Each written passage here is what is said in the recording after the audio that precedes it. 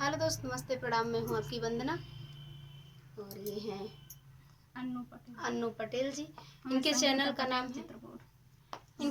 नाम है मेरा अन्नू पटेल और इनका संगीता पटेल चित्रकूट और अन्नू पटेल इनके चैनल का नाम है। तो प्लीज़ इनका सपोर्ट करिएगा। इनका न्यूज़ चैनल है और अभी न्यू चैनल है। पहला गाना रहेगा भक्ति गीत। कैसे लगेगा कमेंट में बताइएगा।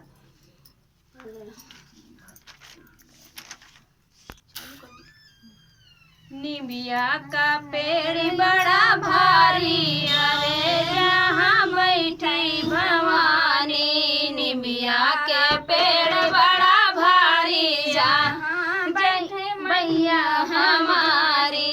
निबिया का पेड़ बड़ा भारी, अरे जहाँ बैठी भवानी। ना मोरी मैया के खेतिया बारी, ना मोरे मैया के खेतिया बारी। अक्षत चढ़े थाली थाली, अरे जहाँ बैठी भवानी। अक्षत चढ़े थाली थाली, जहाँ बैठी मैया भवानी। निमिया का पेड़ बड़ा भारी, अरे जहाँ बैठे भवानी। ना मोरे मैया के बाग बगीचा, ना मोरे मैया के बाग बगीचा।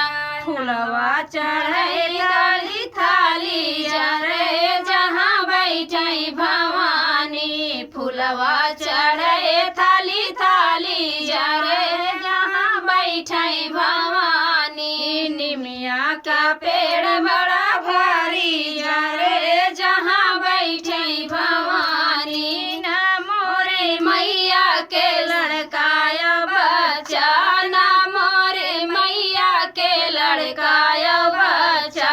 माता का है दुनिया सारी, अरे जहाँ बैठे भवानी। माता का है दुनिया सारी, अरे जहाँ बैठे भवानी। निमिया का पेड़ बड़ा भारी, अरे जहाँ बैठे भवानी। तो गीत कैसा लगा कमेंट में ज़रूर बताइएगा। बहुत ही प्यारा भक्ति देवी जी का गीत था। तो प्लीज़ इस चैनल को सपोर्ट करिएगा, इस चैनल को आगे बढ़ाइएगा।